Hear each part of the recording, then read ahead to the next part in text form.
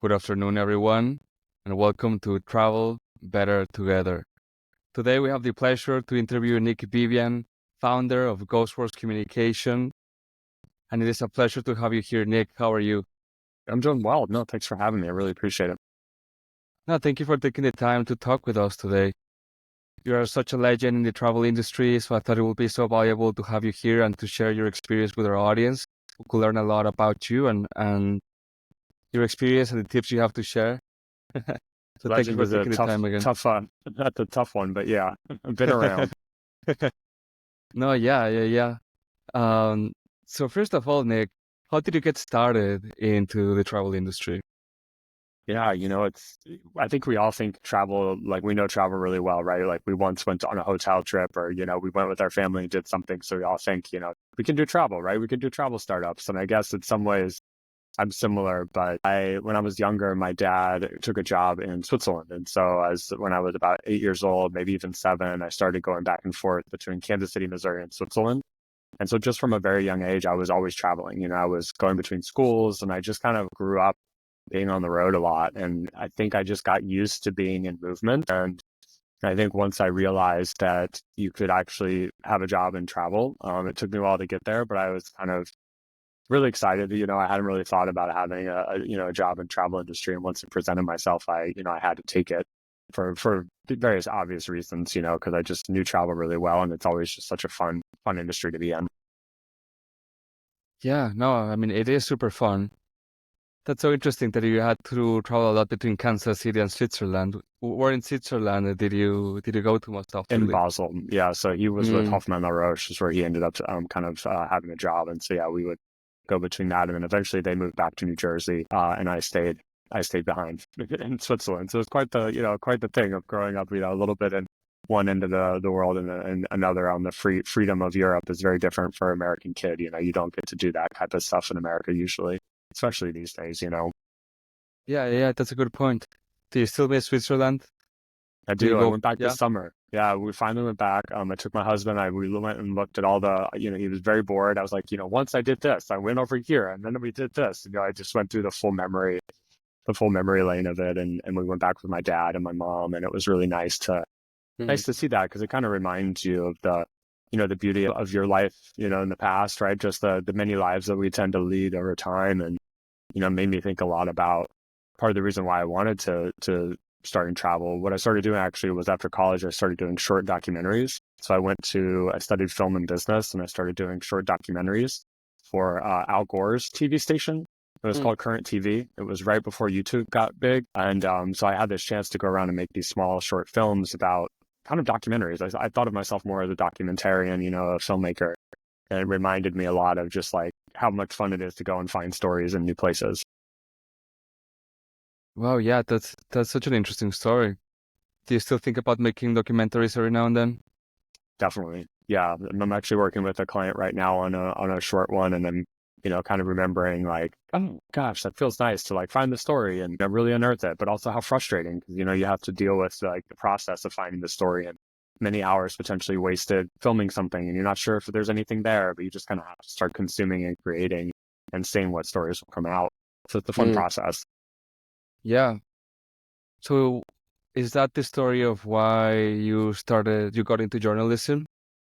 So that was kind of a funny one. So yeah, like I said, I really felt more like I was a documentarian or filmmaker, less like a journalist. So I didn't go to journalism school. I studied literature, film, and business. So it was a little bit kind of like really wanted to be a filmmaker, maybe a producer. And then I went to Duke in North Carolina and there's a film festival there called Full Frame. And it's a documentary film festival. And I did an internship. And that's when I realized, crap, there's so many great stories in the world. Like, why do I make a fiction film when I have all this great stuff here, right? The ingredients are right here. Like I should just do documentaries. And that changed my life. Like I just, I graduated, took a camera and a little laptop. This was before there was like the iPhone. I mean, it was like, you had the internet, of course, but it's not like you could just pull up any directions. I had tapes. I mean, we were filming on tape, mini DV tapes. And I would just start editing and, making these films. And once I got back, I realized it's really hard to make a living doing that, right? Like doing content on YouTube very Mm. difficult. You have to always produce content. And I discovered this website, Tnooz. And it was a website about the travel industry. And I had always been entrepreneurial, always had businesses when I was younger, just like have always had them. In fact, when I was a kid, I used to carry a briefcase around and like give my mom invoices, like just like for her to pay me as a businessman. So it's always been a part of me. And that's when I realized like I could like cover the business of travel. Like I should do the business of travel. And Kevin May, the editor at the time, just like gave me a shot. Like I hadn't really been writing in a publication. I hadn't been doing anything before that. It was just off the merits of my travel films. What were some of the key strategies that you employed, that you established in Tnooz to get a trusted voice and within the industry and to communicate those stories well to the public? Because it was a quite successful news outlet.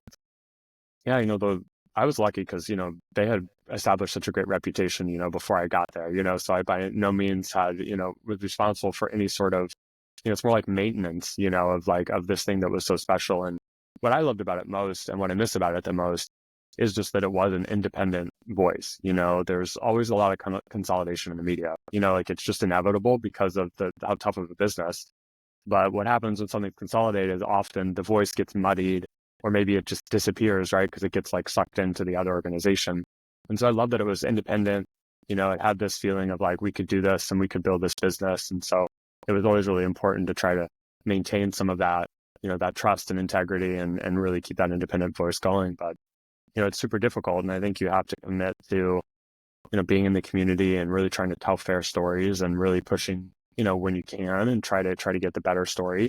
But also understanding that ultimately it's a trade publication and this, you're not there to do investigative journalism. Like, I'm not out there to get anybody. I was really fascinated by the industry and I wanted to tell business stories, about like how people were building things and startups were created and founders were like going through this roller coaster. And I love that personal interest side, less so trying to find some executive doing something naughty or accounting fraud. Like I was never interested in that. I was always like, what are the founders doing? What are the startups doing? What's the next technology? I'd love the future moments, that you could uncover.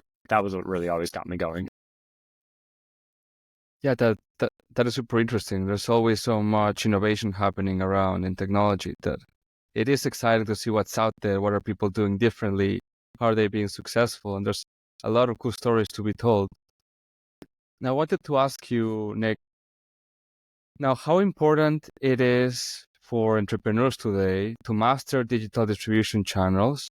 And what are some tactics that entrepreneurs can use to optimize their distribution strategies? Like it or not, digital is everything. It's one of the hardest parts. I mean, even when I was starting to do YouTube and I was one of the first partners in the travel program. So like when they started actually paying creators, I was the first one in the travel side to ever get paid at YouTube from what I understand. And I just couldn't keep doing it. Like it's just too much, right? The consistency and all that. So I think it's like a double-edged sword. It's the only medium that gets you to scale without spending millions. It's like, you can reach, it's, you can get anyone you want, right? Like you can capture attention. On the flip side, you have these algorithms, you have these things you have to build towards. So it's kind of a question of like, do you know your brand voice? Are you going to implement like strategies and tactics that help that, like amplify it? Or are you going to just like push towards the algorithm and, try to like change who you are to be in this digital distribution channel? So I think that's a fundamental problem. Like I see with my clients too, is being true to yourself, but also chasing the algorithm. And that's always going to be difficult. But the beauty about travel is like, you don't need digital. I mean, I guess you need it, but in the sense that hospitality should be about personal touch, right? Like we should all remember that, like there is a personal effort and you can very much build a business with one-on-one, interactions and outreach. Would that be easy? No, like absolutely not. But it would be yours, like you would own all these relationships and you would be like, you wouldn't be on the like treadmill. I used to always say, and maybe it's less so these days with like Expedia, One Key and things like that, but OTAs were drunk on Google, right? Like the only way that worked was to spend on Google. Yeah. That is an addiction, right? You put this in, you get this out, but you had to do that transaction. Otherwise there was no business. And that to me on a business side was always a problem. And so I think it's really important that you keep that personal touch, staying close to your customers and do whatever you can to own those relationships, because ultimately that's the only future that you have, is like if you own those relationships and aren't just like stuck paying for access to your people. No, yeah. Yeah, that makes sense because you cannot compete with the OTAs in their Google spending. Spend Never. millions of dollars a day, right? Like you gotta play a different game. Yep. You got to play a different game. You got to change the rules, change, your anchors, whatever it is, you can change the game, play the game, whatever it is, but just know what game you're playing, because otherwise you're in trouble. The kind of like with what you're up to and a lot of others too. I mean, I think yours is just a little bit different, but we used to laugh that if we had a quarter for every time someone wanted to do a trip planning startup, all us journalists would just retire. Because everyone thinks like trip planning is the biggest problem, right? That is the biggest problem. And it turns out that's not really a problem. Like it's kind of more like a nice to have, but it's not like, ooh, I really need this. Like what I need is like find a ticket, make sure it's the price I can get, check in, those are all things. But like planning the trip is something a lot of people just love to spend lots of time on, it turns out, right? And so you have to kind of be aware of that too, because it's not just your game, but also like what are you solving for the customer? No, yeah, you're completely right. And trip planning can be a very personal process that each one has their own approach to it. So yeah, no, I completely agree. There has been many startups that have gone through that route, thinking that's a major problem to fix, but it really isn't. There isn't much business in having a technology that helps you with travel planning. And then you might think like AI, right? Everyone's, very excited about this. You might think this is like the killer app kind of for trip planning because it's wonderful. Like you could upload everything you are, right? Like there's already all these access that you have on channels and then it can tell you what to do. Like I want that. When we were traveling this summer, I was like, I just want every morning to be like, you kind of know how well I slept. I'm kind of grumpy. Maybe you can like hear how my tone of voice with my partner. No, give me my itinerary, right? Like, okay, he's a little grumpy. He needs a salad, right? And like, I want it to just give me what I need to do today. That's what that's a future I would love. The issue there is that is like, what kind of business is that for anyone? Like, it basically eliminates business, right? Because I'm just getting something that's personally tailored to me, which means marketing is dead. It means that like even the personal relationship with the customer could potentially be dead unless that customer opts into it. And so for me, it's kind of scary, and it's maybe also an opportunity, to really let customers and consumers own their own data more so that like I can like only go with organizations that like allow me to have my data profile and I can like opt in and say, yeah, only give me recommendations for people that allow me to like own my data and aren't selling it or something. So it's kind of it's like a very weird time, in travel and elsewhere too. No, yeah, you're completely right. And also, it takes away some of the magic of being in a foreign city or in a foreign town and just exploring around by yourself without knowing exactly what's out there. But you just might find this magnificent restaurant in a turn you gave that you didn't expect it to do. And you have the most amazing time at this restaurant. And then you go out there and there's this beautiful park and such. You can meet interesting people, but it just happens just in a serendipitous manner. Like But it also can be bad, right? That's the thing I think that is the hard part is like, you want to avoid the bad though, right? It's like you only have 7 days on holiday. So like, I think we overplan because, you just want to make sure you're not having a shitty day. But the overplanning can cause that to be too compressed. But also like if I'm taking money and I'm going to this dinner and it's bad and I'm in Switzerland for just these 7 days, that's 1/7 of my dinner is gone to shit, and that makes me really unhappy. And so I think about it's almost like avoiding the bad is more important than like, it's like have the serendipity, but have the apps be like that place. Like if someone like tagging us sort of like, don't go there, right? Like just keep serendipiting elsewhere. Yeah. No, yeah. I completely understand. That has happened to me too. And that's so sad because you're like, you came all this way, you spent all this money, and it was a, mediocre experience. And I also don't like have time to read lots of TripAdvisor reviews, or like maybe if I would have looked on Yelp for this one or whatever the local app is, maybe I would have noticed. But like, you can't trust that stuff necessarily because everybody's different. Like they might have had a bad day at the restaurant. So, you also have that issue too, but maybe that's just human behavior. We always want the good without the bad. And unfortunately it kind of balances out in the end. Yeah. No, yeah, you're completely right. I wanted to ask you another question, Nick. For those entrepreneurs who are creating their own stories, their own content to share, whether it's in a written form or video blogs and such, what advice do you give them to create good narratives that can be entertaining and successful and compelling, to create compelling stories for their businesses? It's the $1 million question, or maybe $1 billion question, depending, Yeah. So when clients approach me on that front, it is very dependent on, the client, the specific sector or industry, and then also just the personality, right? Because people have different comfort levels with like how much they want to put themselves forward versus like promoting the brand. It is very difficult these days to not be the face of the company. People don't want to buy from company, they want to buy from people, right? They really do have this like going direct narrative where founders, kind of say their own marketing. They basically are part of their own marketing and they're in it.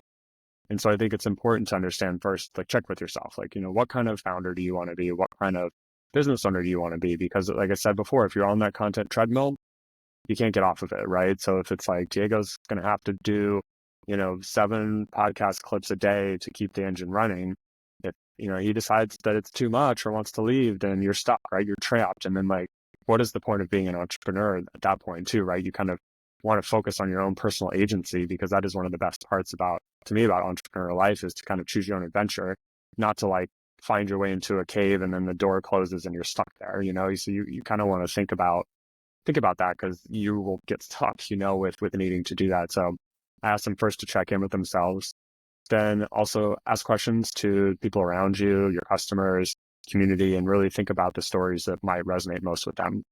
Because once you find those stories, then you can do more of them.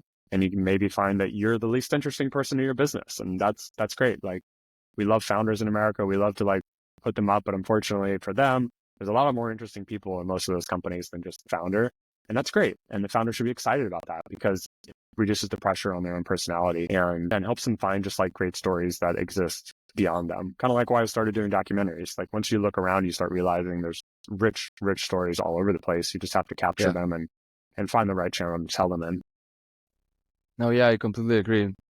For me, the history of like the actual stories that has happened to this world have kind of ruined fiction for me, because there's so much great stories from real people that went through these real struggles and such, that like when you compare them to the Avengers and the such, like it doesn't have the same impact anymore, because these people are not real, and there's still like some very real stories of people that went through this life-threatening challenges and overcame them and such, that for me is really compelling. And yes, there's so many of them that can be told. And you also have then again the algorithm issue, right? Of like, so you have fiction stuff, right? But obviously people are spending more time on like nonfiction platforms, like short form video channels and things like that. And so then that also becomes like a challenge. It's like you're surfacing stories, but really people want to see, silly videos, or they like, they want to see a, camera being held in front of the face and then things happening, or, that type of thing. The attention of actual storytelling is very different. Like when you're doing a short clip, it's really like a part of a story, not really easy to do full storytelling in these short formats. And that's just a struggle for everybody, figuring out how you can do really quality brand storytelling in little snippets. But yeah, I don't know if that's ever going to change. Like, I think we're in this kind of bucket now. I think we're kind of stuck here with these short form videos. Like, at least with photos, it was kind of like, you could kind of create a vibe, but a video is such a difficult thing to create. So you have to be it's really tricky for brands and founders. Yeah, I think you're completely right. Now, something around there that I wanted to ask you is, how did Tnooz monetize this content? And number 2, what advice will you give to travel entrepreneurs around building revenue streams around their content? Yeah, so on the revenue side of things, this was a while back, but, the years go fast, but, when it was really kind of a tried and true model with travel trades and just trades in general. You've got your events, your subscriptions, and your branded reports, that you work in collaboration with the client.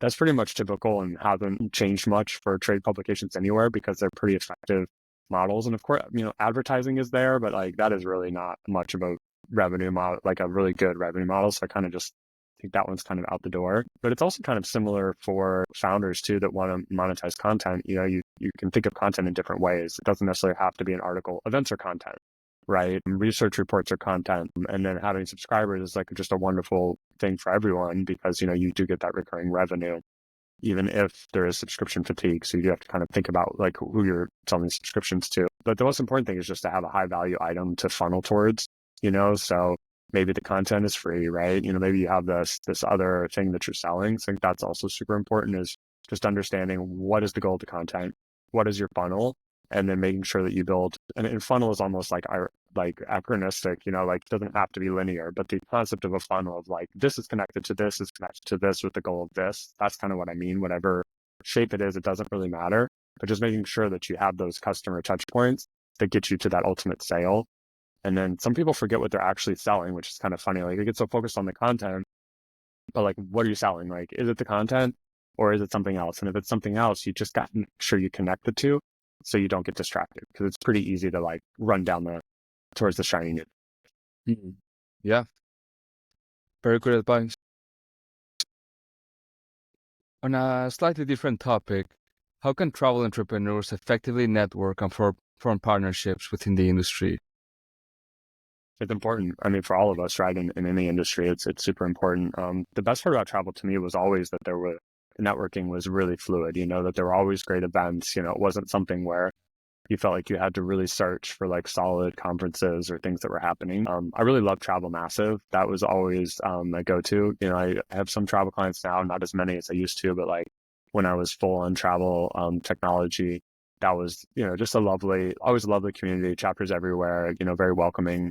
I actually used to be a couch surfer way back in the day when couchsurfing.com was a thing before Airbnb and such. And so that kind of reminds me of that moment of like, where you go to a city and you have like a local community that you can connect to. And I think that's a really important piece.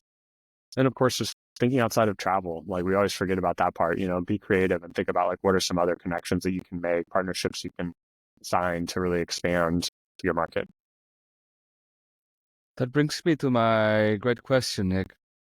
How did you get from being the director of Tnooz to founding GhostWorks Communications?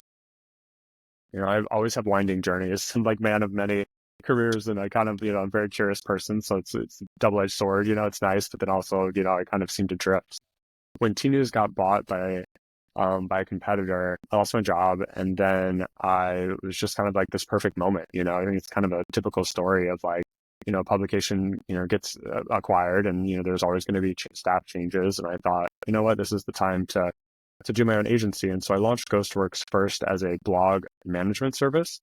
So when I was at Sabre, I was the brand journalist. And so I was kind of embedded inside the corporation looking for stories, and just taking that brand journalism approach to company blogs and executive thought leadership. So we would do also research reports, just really content heavy stuff. And we would have a certain number of blog posts we would create every month. And then that way the corporate blog, sometimes it's funny, you can kind of see like 8 months of really exciting content. And then whoever it was that was running the blog was like, that's too much work, or maybe moves on or something, and the blog is empty. And I always thought that was so embarrassing and not a good look when like you've got an active blog for 12 months, 2 years, whatever it is, and then it just disappears, like it fades away, and now you're just left with all this stale content. And it makes you wonder like about follow through and like, why is this brand not able to just continue producing content? And so that was the thesis, was that we, need to have great blog content, get executives out there and start, getting that content. And, but in the pandemic, obviously travel basically closed. And so I lost like basically 95% of my business in 2 weeks. It was just like all gone. And so I took that opportunity to expand out to do full communication services, like media relations, events, speaking, kind of just like a full agency, and focusing on emerging technologies across different spaces, including Web3 and AI, machine learning, quantum computing, all of those pieces. And then that kind of led me to where I am today, doing integrated communications across mostly emerging tech brands. What is something that your clients love the most about GhostWorks Communication? I mean, I'm a very nice guy. Try to like to think I do my work. They show up. I'm a soloist basically, so they get me. I don't like to. Actually, in the other side world, I used to own restaurants in New Orleans. So when I was with Tnooz, I was also running a couple of restaurants in New Orleans, and I had a lot of employees, and it's difficult, man. I'm a very, very, very sensitive person, like a highly sensitive person, and it was a lot of burden on my health to be responsible for other people's rent, and like to know that like this decision or whatever it is, like it impacts so many people. Like I didn't find any pleasure in that. It was very negative, a big negative for me. So I just realized with this one, I try to keep it just me, and I think that's a benefit. Most places, if you go to agency, they're going to charge you 15, 20K, and then they're going to hand you off to someone who's junior. maybe right out of college, and good luck, right? But when Yeah. people engage me, they get me. And so you get that senior expertise, you get all of that personal attention that you should get elsewhere, but you don't get, you don't get an agency. I mean, downside, of course, is there's only one me, but it's kind of just every business has its like pros and cons. No, I completely agree. Now, last question, Nick. What is one technology that makes you particularly excited about the future In travel or just broadly? in general?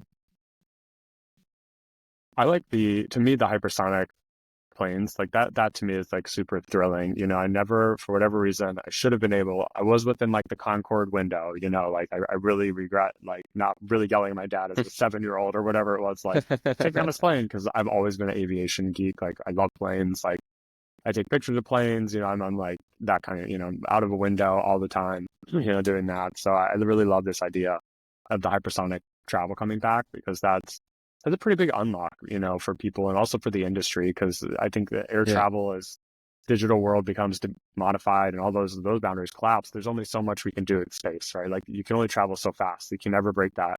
So the faster we can get people to destinations, there's more opportunity for them to like spend, right? And to travel and to like see things that are further afoot. I just hope we can do it sustainably, because, at some point we got to transition to green fuels. We got to figure this out. Yeah. Otherwise, we're definitely going to go to slow travel, and planes won't even be a thing, right? So that's the other side of that one. But I do love the idea of being able to get to like London to New York in 4 hours. That like is kind of a crazy thought. You could just go to London for the weekend. Is kind of a crazy. I mean, I guess you could still do that, but it's very different for versus 8 or whatever the difference will be. Yeah. No, yeah, I completely agree. And well, thank you so much for taking the time to this interview, Nick. I think your advice will be immensely helpful to our audience. And again, thank you for your time. It was a pleasure Absolutely. to have you today. Yeah. Great to be here. Have a good afternoon, Nick. You too, bud.